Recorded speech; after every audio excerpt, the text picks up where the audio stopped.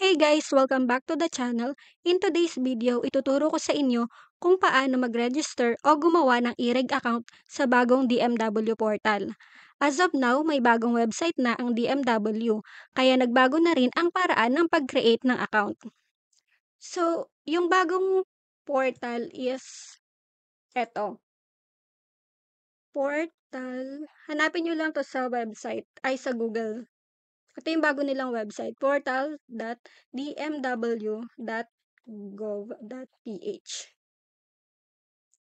So, yan. Ito na yung bagong portal, tapos ito naman yung dati, yung luma.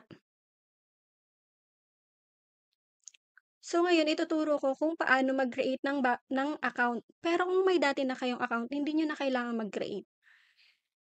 Bago tayo magsimula, importante muna tong information.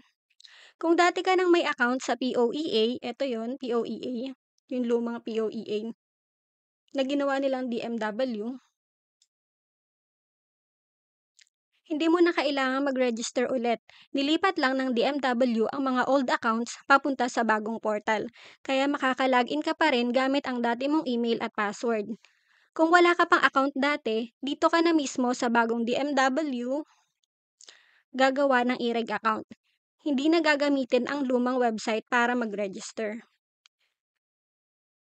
Pero as you can see, etong lumang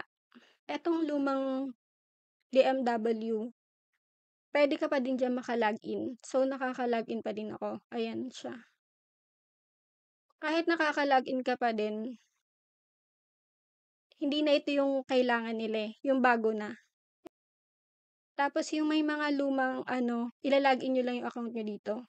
Kung wala pa, so mag-create tayo ng bagong account. Mag-create ako ng bagong account, pero para lang ipakita sa inyo. Hindi pwedeng doble-doble yung account nyo dito. So, ayan, register. Sundan nyo lang ang step by step ng video na ito kung paano mag-register o mag-create ng account sa e-reg. Fill outan nyo lang lahat ng nakikita nyo dyan. First name, middle name, last name, suffix, birth date, month, year, gender, tapos yung email address, importante. Importante na active yung email address nyo dahil magsisend sila dyan mamaya ng temporary password. Pag na-fill outan nyo na lahat yan, scroll down nyo lang sa baba at i-accept nyo yung terms and condition.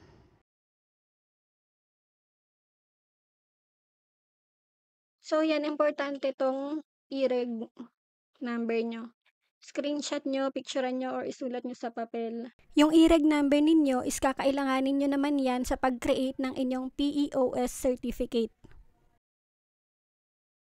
Ngayon dito, kailangan na natin mag-login sa inyong ginawang e-reg account. Sa pagla-login, ilagay ang active email address na in-input nyo kanina dahil doon sila magsisend ng inyong temporary password. Ngayon, pupunta tayo sa email. I-copy nyo lang yung temporary password na sinend nila, and then magla-login na kayo. Lagay yung email address, tapos yung temporary password. Kapag naka-login na, ay kailangan yung gumawa ng bago nyong password.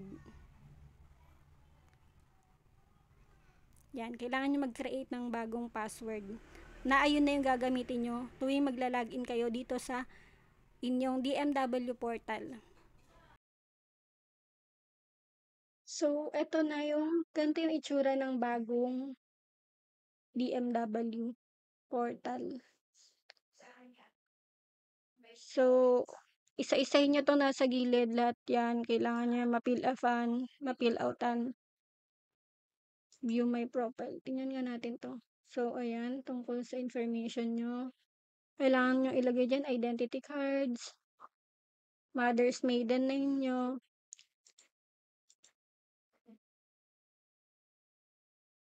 education, ayan. Mag-add lang kayo, i-click nyo lang yung plus sign, tapos ilalagay nyo na yung kung saan kayo nag-aral, kung saan kayo graduate, anong year. O, eto naman national certificate kung may mga NC2s kayo and trainings. Ganyan, lagay nyo lang dyan. Tapos, pag na-fill outan nyo na lahat yan, i-click nyo lang tong my resume. Tapos, pipili kayo dito. Kung agency ba yung pinag-applyan mo or government to government. So, i-click nyo yan kung government to government, halimbawa lang. Tapos, generate nyo na. Kung for agency naman, sa agency kayo nag-apply, click nyo yung agency, lagay nyo yung agency name, yung license ng agency. Tas ayun, okay na siya. Well, anyway, papakita ko lang sa inyo. Dito tayo sa government to government nag-apply. So, click nyo tong generate resume. Tapos, ito na yung magiging i-reg nyo. Papaprint nyo lang to. Tapos, dadalhin nyo to sa DMW pag nag-apply kayo. So, ayan siya. So, ganito ang itsura niya. Ayan, ganyan siya pag print. Yan. So, yun lang. Kung may katanungan kayo, i-comment nyo na lang. At tutulungan ko kayo sa abot na aking makakaya.